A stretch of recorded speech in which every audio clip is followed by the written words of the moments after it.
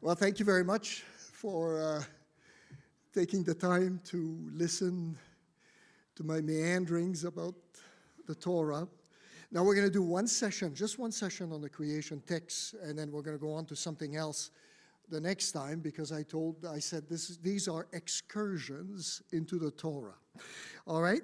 So the first thing I want to say, and I'm going to repeat that, the creation account is the greatest, most extraordinary, revolutionary, unique text ever to emerge in ancient history. Exactly. And I would begin with that statement in my introduction to the Bible course, and the students thought that I needed help. Some of them, sometimes I could tell, they were close to pressing 911. Professor Gilbert needs help. And you know what? By the time the semester was over, because it was a captive audience, they were convinced that this was the greatest text ever to appear in human history. But here's the thing. Why is that text? Why was that text written and given to the Israelites as they came out of Egypt? The reason is very simple. Is the Hebrews had absorbed a worldview that was essentially oriented towards death and meaninglessness. It was a dead-end kind of a worldview. Whether it was Egyptian or Canaanite was the same thing. It's a little bit like what Cheryl talked to us about in Thailand, where idolatry is so predominant. There is no life there, I guarantee you. And Cheryl could have talked a little bit more about that. But here's the thing. The creation text was given so that its DNA, its theological DNA, could be injected into the Hebrews' worldview as they came out of Egypt, so as to produce life and meaning and significance and hope. And here's my bet, my wager. Christians are not supposed to wager. I do not wager. I'm not a betting man. But here's my wager. We are living today in a society that is losing its Judeo-Christian worldview, and increasingly a society that is oriented towards death and meaninglessness, and we're seeing that most particularly among the younger generations. And my wager is that human nature doesn't change. Now, I know the neo-Marxists among us think that they can change human nature, but it can't be done, I guarantee it. And so if the creation text was adequate for the Hebrews then to transform their worldview, I am betting that what's good for the goose is good for the gander. And that if that text was the one, what they needed to re-inject life into how they thought and who they were, I am betting that creation text, if we do it properly, can inject or re-inject life into our culture. I don't see it as the whole gospel. I'm seeing it as a kind of a preparation to the gospel, right? A kind of a front-end side to sharing the gospel with others. I think that's, in many, many cases, this is probably where we need to start. All right. And so our challenge is to become structural worldview engineers. And that's my message to anybody, according to his or her own station, who can share, who can communicate with others. And if you can't, pray, because this is a spiritual warfare issue that we're dealing with. Most of it is happening in the spiritual realms, as Paul would say. And this is where we need to fight that battle.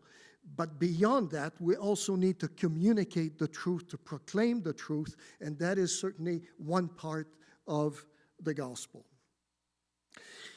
All right, so here's I can't go through all of that. It would take me more time. I'm just going to cover a few of those issues today, but if you are interested in understanding a little bit more what I'm trying to say, I have 10 articles on my website. They all were published by the MB Herald, and you can take a look at those. They take about maybe 4 minutes to read. And my challenge to you is, if ever God gives you a chance, if you go on TV or radio, if you go on a podcast, if you're sitting beside someone on the bus or, on the plane, and the opportunity comes up, ask that God will remind you some of these great concepts. And please do not quote me. This is not my stuff. This is God's stuff.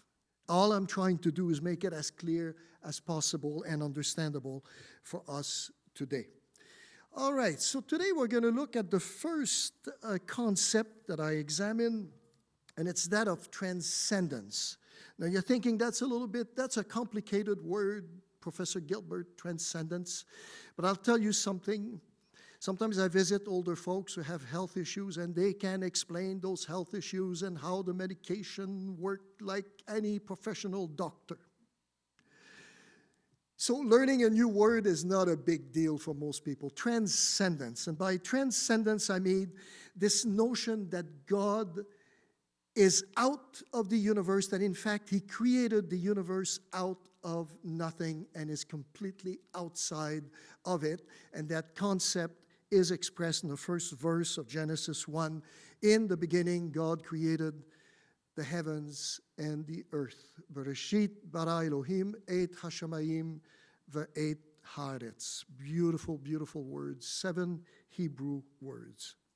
And basically what Moses, or let's call it the Torah, what the Torah is trying to do in that first verse is to deconstruct the pantheistic, polytheistic worldview that the Hebrews had absorbed in Egypt over their time over there, 400 years, and to create a monotheistic, that is the idea, framework where there's only one God, one sovereign God, utterly distinct from creation, from the physical universe, a God who is good, that is particularly expressed in verse 2, and who gives humans infinite, intrinsic value, dignity, and freedom. And that, ladies and gentlemen, and I know that from personal experience, that concept, those ideas are not found anywhere else in the ancient world. It doesn't exist. It's completely unique to the creation account. It's completely innovative and distinct. Now, here's some of the other ideas that my students had difficulties to accept. Move on. By separating the creator from the creation, Genesis 1:1 eliminated the notion of the sacred, right? Now, in traditional cultures, the sacred is very important. Everything is sacred. The tree is sacred, the sky is sacred, the earth is sacred, the river is sacred. In Genesis 1:1, that whole notion that the universe is sacred and must be worshipped is completely eliminated. Only God is sacred, and the things intimately associated with God, and that's it. All right? So what the text does, in a sense, is by separating God from the sacred, or God from nature, the text provides a framework, it provides the foundation for the development of empirical science.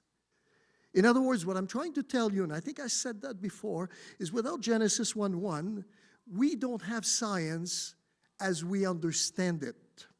Without Genesis 1:1, of course you can't verify that, but you can verify it in traditional cultures. Without Genesis 1:1, we'd all be on all four every morning, worshiping the sun, the moon, the river, the sky, and so forth. Empirical science cannot emerge out of that kind of worldview. And the reason for that is very simple. As the great historian Pierre Gilbert said, we share the first word, the first name. That's the only thing we share. As the historian Gilbert said, you cannot investigate, you cannot analyze, you cannot take apart what you fear and worship. You understand the connection? In order to develop the kind of empirical science paradigm that we have, you have to take the sacred out of nature. And this is why Shonu adds, Christians throughout the history were known as the great tinkerers, as the great builders. And those who exemplify the best this profound Christian attitude, whether they're Christians or not, are engineers. Engineers breathe and live to fix things, to find solutions to problems. That is a profound Christian attitude. And I've had friends, Christian friends who were engineers, non-Christian friends who were engineers, and sometimes I found that I had more in common in terms of how I thought and in terms of the biblical worldview with some non-Christian engineers than with Christian people. Sometimes theologians didn't get that at all. Jordan Peterson, most of you would know him. He says at some point, we tend to emulate what we worship. Because as human beings, we're hardwired to worship something, right? But here's the problem. If you worship the highest good imaginable, God, right, in our case, we will tend to become more like him. And in fact, we are exhorted to become more like Jesus Christ. But what happens when you worship what is below us? You see, we're very naive in our culture. We always think there's a soft middle for everything, right? Every ethical issue, moral issue. We think, there's got to be a soft middle somewhere. I'll tell you something. When it comes to worship, what we worship, there is no soft middle. Either we worship the highest good or we worship nature. And Peterson didn't invent that. Paul did in Romans chapter 1. And when you start worshiping nature, and that's the natural thing for us as human beings to worship nature. This is where gravity takes us. If we're not pulled up, we're going to be pulled down. And the minute you start worshiping nature, eventually you become like nature, and eventually what we start doing is worshiping the self, and the self takes all the space there is. And when a society gets to that point, when enough people in a society get to that point, you start seeing a lot of destruction, a lot of pain, and a lot of suffering. And my fear is that the Western world, slowly but surely, is moving downwards, and then eventually it'll move inwards. Now, I'm not a fatalist, right? I'm not a fatalist. I don't think that this movement towards nature worship, I don't think that's inevitable. I think we can change course. The Spirit of God is working, the church is there, and I think that if we, by every way possible, we begin to communicate these great concepts from the creation account, and then on top of that, we piggyback the gospel story, I think we can change things as we have done in the past. I'll say one more thing. These 7 Hebrew words challenge the notion that humans are the outcome of a mindless evolutionary process. That's the worst thing that you can teach young people, is that basically there's no meaning, there's no significance. Humanity is just the outcome of an accident, an evolutionary accident. Something exploded about 13 billion years ago, a big explosion, and out of that explosion, we came. And that's it. That is poison for the soul. Oh, if it was true, I'd say, okay, let's teach the truth, but I'm not convinced it's true. It isn't. And what our young people need to hear now is that they're not the result of an accident, a cosmic accident. They are the result of a creation process that originated in the mind and the heart of a God who's all-powerful and loving. And because of that, they have a past, a significant past. They have a significant present. They can work at things that have an eternal significance. And because of that, they have a future. When human beings are in a place where all these 3 things are in place, it's incredible what they can do. But when they are not in a place like that, when they've been programmed to believe that they have no significant past, they have no significant present, and they have no hope for the future, there you set the stage for destruction, chaos, meaninglessness. Quebec society back in the 70s and 80s, teenagers in Quebec had the highest suicide rate in Canada and one of the highest suicide rates in the world. And do you know why? Because in the 1960s, Quebecers, French Canadians, rejected Christianity. They rejected Catholicism, but in rejecting Catholicism, they threw out the baby with the bathwater. And that left an entire generation without meaning, without significance, and of course, as a result of that, the highest suicide rate in the country. This idea that we are the outcome of the intent of a loving God, an all-powerful God, also provides purpose and direction to what we do, to our scientific enterprises. What was his name? Isaac Newton, the greatest scientist that ever lived. His purpose in life wasn't just to, discover the laws of nature. His purpose in life was to study nature so as to understand the mind of God. That's what he was trying to do. And that's what gave so much impetus and direction to what he was doing. This is something we need to rediscover, that our scientists need to rediscover in this day and age. It also injects humility in what you do, in what we do as human beings. We're not those who own the planet. We do not own the environment. God is the owner of everything. And as such, as we work, as we study, as we develop this world for the good of all, we must also do it with the understanding that we are working with God and are not autonomous beings. Yes, I'm a great fan of dogs, as people who know me. And this is a border collie, and someone was talking to my wife the other weekend because we have a mixed golden retriever mutt border collie, and he's very hard to manage. Like nobody else can take care of that dog. I only hope he'll die before I do, because he's going to be just chaotic. But so the lady told my wife that he needs purpose. Is that it? Right? Yeah. Okay, thank you for confirming. He needs a job, right?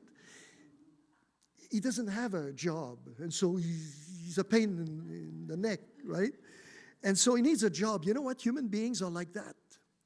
We were created like God, in the image of God, and as God is the ultimate creator, we also are called to create and to do things and to create, to build things. That's why in the Middle Ages, like throughout the Christian history, Christians were viewed as the great builders, okay?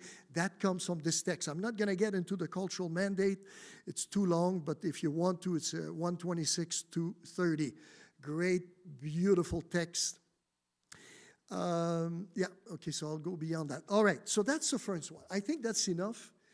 Transcendence. Now, you all know what transcendence is, and you can parse it and maybe explain it to someone else next time you take the plane, right? Let me tell you what Professor Gilbert said about transcendence. The second concept I want to introduce you this morning, which I think is also very, very critical for our society, is that of Genesis 1:2. And the Spirit of God was hovering over the waters. It's very important to have Genesis 1:2 in place, because if you only have Genesis 1:1, you may find yourself in a pretty stressful place, because Genesis 1:1 says, in the beginning, Elohim, and Elohim is the word that is used to describe the all-powerful God, right? Elohim created the heavens and the earth. Well, that's fine to have an all-powerful God. The question is he good? And looking at our lives, sometimes you may doubt that he is good. If you go to the doctor and the doctor tells you, yeah, you have a very serious condition, you go home and you say, well, what did I do to deserve that? And if you don't think you deserve it, then the only conclusion you have is that God wants to stick it to you. And you're going to live with the idea that God hates you. And that happens more frequently than you think. So Moses, or the Torah, very strategically inserts that second verse. Yes, God is all-powerful. You can trust him, right? He's powerful enough to look after to defend you, to protect you, but also to provide you with the food and the means of sustenance that you need. He's powerful. The question is he good? And the Spirit of God, Ruach Elohim. And here I want to tell you something. There's a bit of a play on words here. Ruach can mean either wind or spirit. And when Ruach is used on its own, it usually refers to wind. And that is very strategic because in the ancient Near East, in Mesopotamia, men and women believed that the world was controlled by some evil, primordial force. And that force, you know what they called it? The wind. And of course, because, if you get a tornado, a strong wind, it destroys everything. And so they believed that the power at the origin of the universe that was controlling the universe was some evil wind. But here the Torah uses that same word, which would have caught their attention. Oh, the wind. Yeah, we know all about the wind. But it's not just any wind. It's the Ruach Elohim. And when you put those two together, it's no longer the wind. Some scholars say the wind of God. I don't think it's a good translation. It is the Spirit of God. And what that says is, the Torah says at the very origin of the universe, you know what you have? You have the Ruach Elohim, the Spirit of God. You have an entity that is personal and that is loving. At the very origin of the universe, you don't just have power, you have personhood, intent, intelligence, rationality. That's the intent, the significance of that expression. Now, of course, then the text goes on and it says, and the Spirit, Merachefet, was hovering over the waters. Now that, to most people, that's a bit of a bizarre expression. If you enjoy science fiction, there are movies where you've got these huge spaceships hovering over a city, and all of a sudden you get this incredible, these rays of destruction, and they destroy everything. That's the idea that many people have when they think of hovering, right? It's something sinister, something dark. Like if you got somebody at night there and he's hovering in front of your house looking, it's not good, right? You're going to phone the police. But here's the thing. This verb, rahaf, is used 3 times in the Old Testament.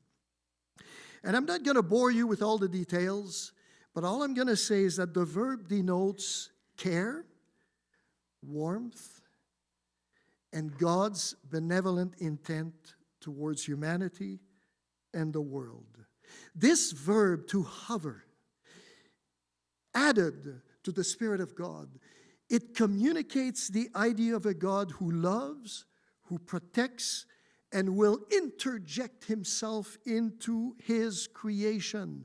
And I want you to understand this was very, very important because the Hebrews had just come out of Egypt. Now, God had proven through 10 plagues that he was more powerful than all the gods of Egypt. But, we live in the present, eh? We're a little bit like dogs. I like to live in the present now because I don't know how much of a future I have. So we're going to really enjoy the present. So these Hebrews also live in the present, and as soon as they get into the wilderness, things go south. There's no water, there's no food. They say, oh, life was so great back in Egypt. We had pots full of meat, which wasn't true. It was completely idealized. And so they were lost, and they were stressed, and they were hopeless. And what did they need at that point? They needed the notion of the Ruach Elohim, the Spirit of God was hovering. And the best image for that, I didn't double check with my wife if I could use that illustration, but I will take a chance. The best image of that I can think of is when our first child was born, Pierre James. I don't remember the other two. They were just kind of a blur. I know we got them because I see them almost every day, but I do particularly remember the first one. I'm sure she remembers the other two. And we took that little baby, and we brought him home, and we had a crib, put him in the crib, and then for several minutes, because it's quite extraordinary. And the first one is extraordinary. The other two, you're used to it, but the first one is absolutely incredible. So we were looking at that little child and, observing every little thing he would do. Like if he opened his eyes a little bit, if he's, bubbles coming out, that really surprised me. Like I say, I told my wife, what's the matter with that kid? I mean, he's brand new. He's got fluids coming out of every orifice on his body. As if I bought a brand new car and I got fluids coming out, it wouldn't be very good. So she slapped me a couple times in there. She didn't. She's shaking her head. But anyways, we were, you see what I mean? We were hovering over the child. And I guarantee you that if anybody had broken into our house at that very moment and had meant any harm, to do any harm to that child, I guarantee you, my wife, my good wife, my loving wife, would have turned into the Incredible Hulk and taken care of the intruder in no time. I wouldn't have had to do anything. I would just have backed off, let my wife take care of it. And, I'm sorry. You see what I mean? That's the idea behind the Spirit of God hovering over the waters. I'm not going to get through all the material today, but that's fine. I'll get to that a little later. I want to say something that's very important, particularly for the people of this generation and the younger generations. Now, Dennis Prager, some of you may know him. He's a well-known Jewish commentator, radio personality. He wrote 4 beautiful books, commentaries on the Pentateuch. He often says that people, really deep down, most people want to be taken care of. And they will gladly trade almost anything. They'll trade their freedom, they'll trade their autonomy, even sometimes their sense of self-respect to be taken care of. You see, but I think the problem we have increasingly in our society is most people don't have a plan B, or they don't have a cosmic safety net that they believe will catch them if things go south in their lives. And so a lot of people, and I find that particularly true with young people, a lot of young people are looking for the safest path rather than the risky path. And as a result of that, I think they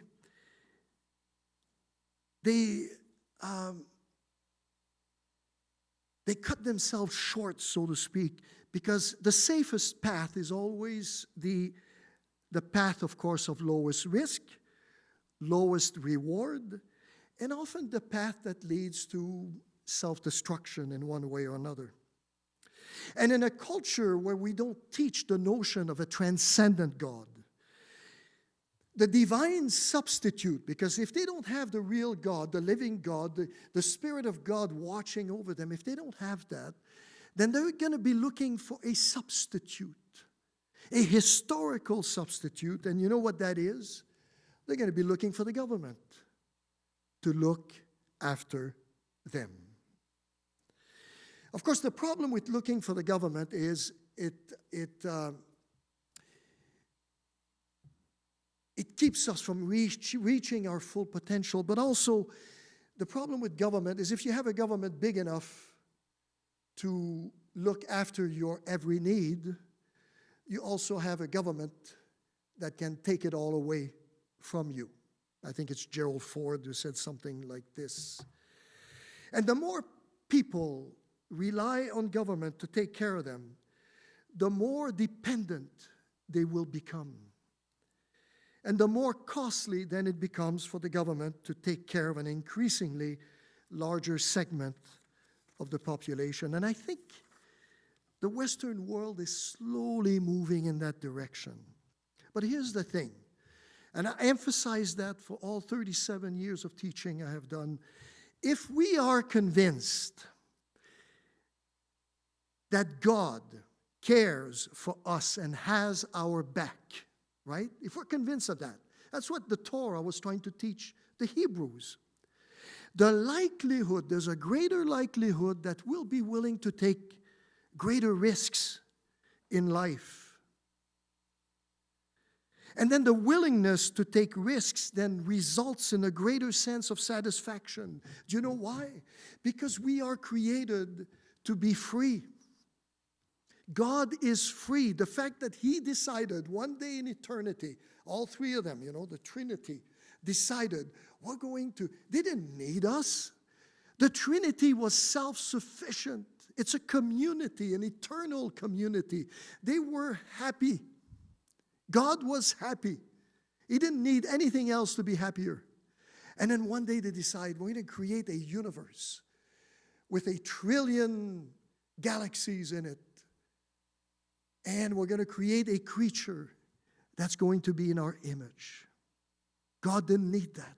And of course, He's had nothing but grief since that has happened. And yet He keeps working with us. God didn't need that. God is free. And as creatures made in His image, the most fundamental quality attribute that is ours is that of freedom. God gave us the ability to be free. We call that free will. And it is when we exercise our freedom in an appropriate way. There's a biblical definition to freedom. It's when we exercise our freedom that we become happier, that we become more productive, that we become more contented. But if you live in a society where we teach that, basically there's nothing to being human, we're just meat bags, then that takes all the impulse out of being willing to take risks. Not only for the sake of it, but to take risks to work in partnership with God in doing the great things that God wants us to do for the furtherance of the kingdom of God.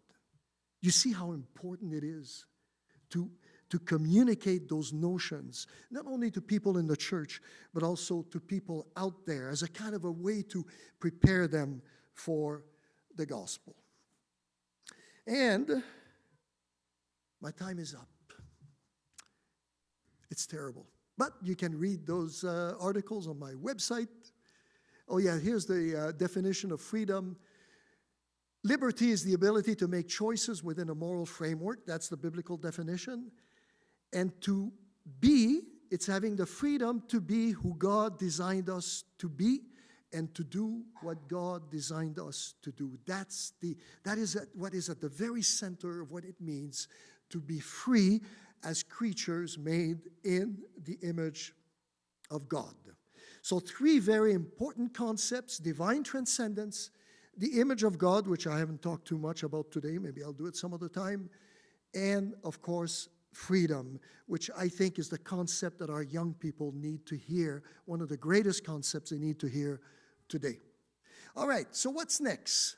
On next week, we're going to look at Eve and the serpent.